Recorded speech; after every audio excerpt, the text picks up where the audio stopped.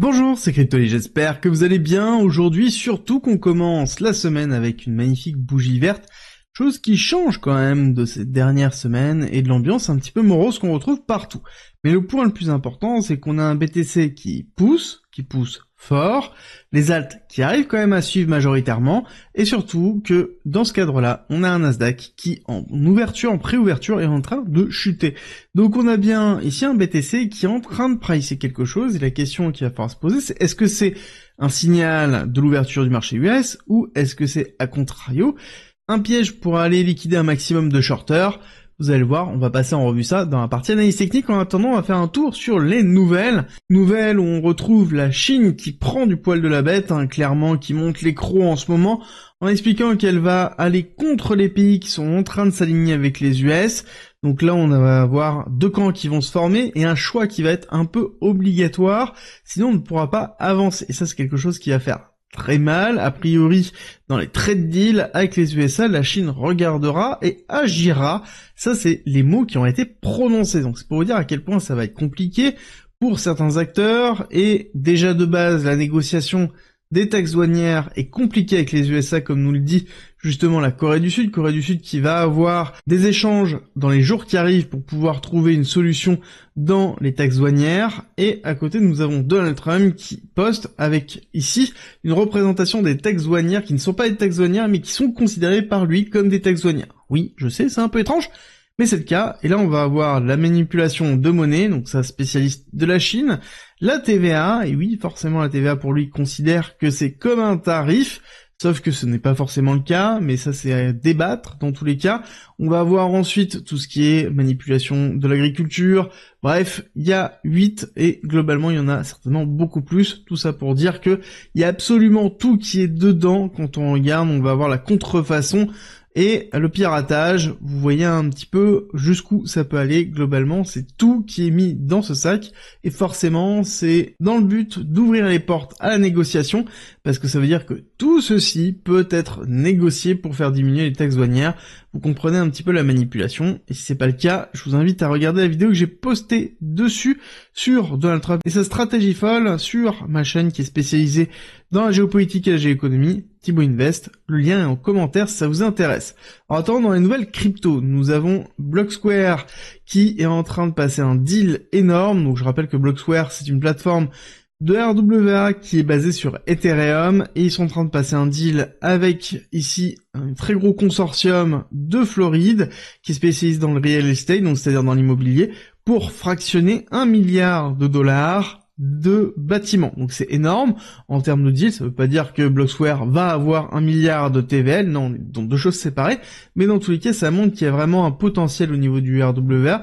Le RWA continue à monter en puissance. On considère que ça va atteindre vraiment des marchés qui vont être à plus de 1 trillion de dollars de market cap, donc je pense qu'on est vraiment dans quelque chose qui est vraiment puissant, et c'est même dans l'idée générale que l'on peut retrouver du RWA. Il n'y a pas que l'immobilier qui peut être tokenisé, il y a absolument tout, et ça fait image un petit peu à Coinbase qui a dit coin it, sous-entendu tokenise-le, et ça c'est valable pour un événement, une phrase, pour absolument tout. Donc pourquoi pas tout ce qui est déjà dans les dérivés, etc., etc. Vous allez voir que c'est un marché qui est colossal. Je pense que je vais vous faire une vidéo dessus demain après-midi. Si jamais ça vous intéresse, c'est simple, dites-le moi en commentaire, comme ça je verrai si je priorise ça ou pas. En attendant, nous avons Metaplanet qui continue toujours à acheter du BTC, qui suit les pas de MicroStrategy, qui continue à faire de l'investissement. Ils ont acheté 330 BTC. Alors oui, ça fait rien, mais in fine, ça fait encore une société de plus. Continue la stratégie de MicroStrategy, enfin de stratégie B maintenant, à acheter du BTC avec la trésorerie et à lever de la dette pour acheter du BTC. Donc on commence à avoir une cohorte de sociétés qui le font régulièrement, et ça fait une petite hype que l'on retrouve aussi au niveau d'Hyperliquid. On rappellera que Hyperliquid, c'est une plateforme d'échange décentralisée qui a vu le jour il y a très peu de temps, qui s'est fait connaître avec un énorme airdrop et qui s'est fait attaquer par toutes les grosses plateformes d'échange centralisées, le voyant clairement comme un concurrent hors norme, et ce qui est en même temps normal, il a récupéré 70% du market share, c'est-à-dire de la partie du marché sur tout ce qui est du perpétuel, donc du futur, qui est fait on-chain, donc à travers des DEX. Très important de le comprendre, ça veut dire que vraiment Hyperliquid est en train de dominer le marché, et je pense que on va le voir continuer à grossir dans le futur. En attendant, sur ce rallye, le rallye, c'est-à-dire l'accélération de Bitcoin jusqu'à 87 000 $, beaucoup parlent du fait que c'est trop tôt. Pourquoi trop tôt? Parce que les liquidités ne sont pas encore là. Et ça fait référence ici aux liquidités sur l'ensemble du marché, ce qu'on appelle le M2, au niveau des USA, le Japon, la Chine, l'euro, comme le rappelle Michael Saylor. En effet, les liquidités sont en train d'éclater, mais c'est trop tôt parce qu'a priori, on devrait avoir un décalage de 70-110 jours entre l'impact de ces liquidités vers, justement, des actifs à risque comme les crypto-monnaies. Je pense que pour moi, la réflexion, elle doit être tout autre. Quand on considère que ce pump-là est lié qu'aux liquidités, c'est pas forcément comprendre ici les autres liquidités qui ne sont pas celles imprimées par les États, mais sur les liquidités du marché. On va revenir ensemble dessus dans quelques instants. Mais avant, je vous rappelle une chose, c'est que vous avez accès à la communauté privée gratuite en commentaire en description. Dans cette communauté privée gratuite, vous allez avoir la possibilité de pouvoir faire analyser votre wallet dans un live que j'effectuerai toutes les semaines. Vous trouverez en commentaire et en description donc le moyen de rejoindre et d'accéder à tout le contenu déjà présent ainsi que toutes les formations. Et deuxièmement, à pouvoir déposer votre wallet si vous acceptez que je l'analyse dans un petit live entre nous dans la communauté privée gratuite pour expliquer justement ce qu'il faut faire dans ce type de situation. En attendant, nous avons le Nasdaq qui est en train de corriger dès l'ouverture, donc c'est-à-dire le pré-market. L'ouverture du marché US n'est pas encore le cas, même si on a toujours une baisse de volume, des volumes qui sont très bas parce qu'on a eu ici beaucoup de jours fériés et de façon mondiale, ça s'est vu de façon très importante, à savoir qu'on va avoir une nouvelle qui va être aussi importante, ça va être le PIB T1 qui va sortir ici, mercredi 30 avril à 14h30, qu'il va falloir surveiller. Je pense qu'on aura un pic de volatilité dessus. Mais le plus important à retenir, c'est qu'on a ici un Nasdaq et un S&P 500 qui sont en train de pré-corriger en amont, alors qu'on a un BTC qui part à l'inverse avec une accélération au-dessus des 87 000 et en train d'aller chercher certainement les 88 500, voire un petit peu plus haut, les 89 000 $. Je vous explique pourquoi. Quand on regarde cette envolée-là, on voit ici le haut de canal dans lequel on a eu beaucoup de liquidités qui est en stand-by. Liquidité, on en a parlé. Là, je ne parle pas de la liquidité des pays, mais bien des liquidités sur le marché. Parce que quand on regarde l'oscillation qu'on a eue déjà depuis un certain temps, le fait d'avoir ici une borne basse, là, une borne haute, le fait d'avoir été dans un micro-range ici, a fait qu'on a eu beaucoup de liquidités qui sont positionnées ici et ici.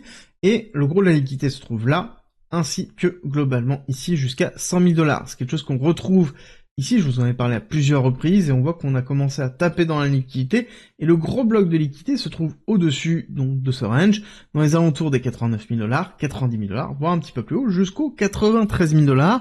La question qu'il va falloir se poser, c'est est-ce qu'on est dans un mouvement qui est purement spot, donc c'est-à-dire d'achat au marché pour pouvoir tout simplement acheter du BTC et de tenir du BTC, ou est-ce qu'on est dans un mouvement qui, à contrario, est beaucoup plus perpétuel, donc c'est-à-dire des futurs, dans un but très précis. Vous allez voir qu'on a quand même pas mal d'éléments pour y répondre.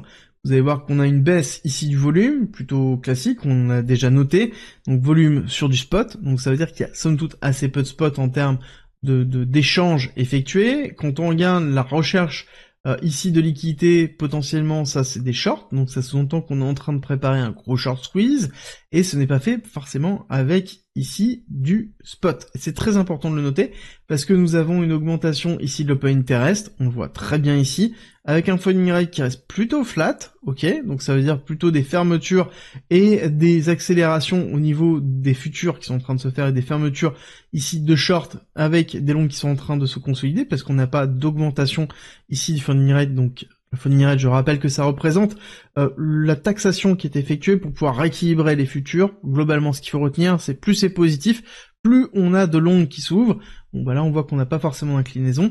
Par contre, on voit bien ici, au niveau du delta sur les leverage, donc sur les positions à levier, on voit bien une augmentation qui est effectuée. Cette augmentation est en corrélation avec ici l'augmentation du falling rate. Globalement, ce qu'il faut retenir, c'est que c'est bien un mouvement qui est futur, dans le but de liquider un maximum de short ici présent, et c'est quelque chose qui est symptomatique d'une chasse au short, donc ça veut dire aller chercher toute la liquidité là.